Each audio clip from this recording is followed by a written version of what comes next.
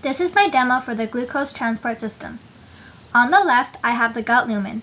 The gut lumen is connected to the epithelial cell by the SGLT1 protein, and the epithelial cell is connected to the extracellular fluid by the sodium-potassium pump. The gut lumen and extracellular fluid both have a high concentration of sodium. The SGLT1 protein is a cotransporter that moves sodium down its concentration gradient, which is from high concentration to low concentration.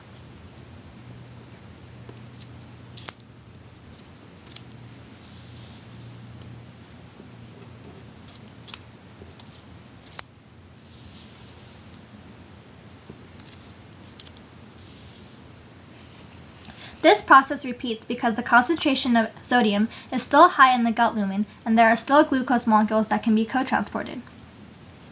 Thus, the epithelial cell now has a high concentration of solutes from the sodium and glucose molecules that were cotransported in. For the SGLT1 cotransporter to continue its cycle, the epithelial cell must maintain a low concentration of sodium. So the sodium-potassium pump helps to regulate that. The sodium-potassium pump is a main mechanism used by cells in order to maintain the concentration gradient of the potassium and sodium ions. It first binds 3 sodium ions from the epithelial cell, followed by ATP.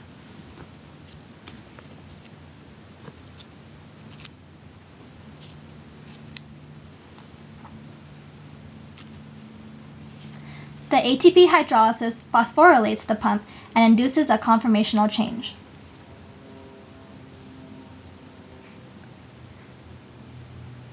The phosphorylated form has decreased affinity for sodium, allowing the sodium to diffuse away into the extracellular fluid.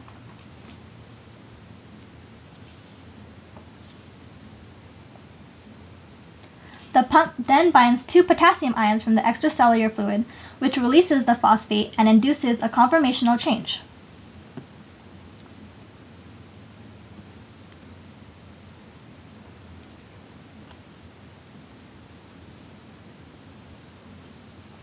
This then releases potassium and allows the cycle to start again.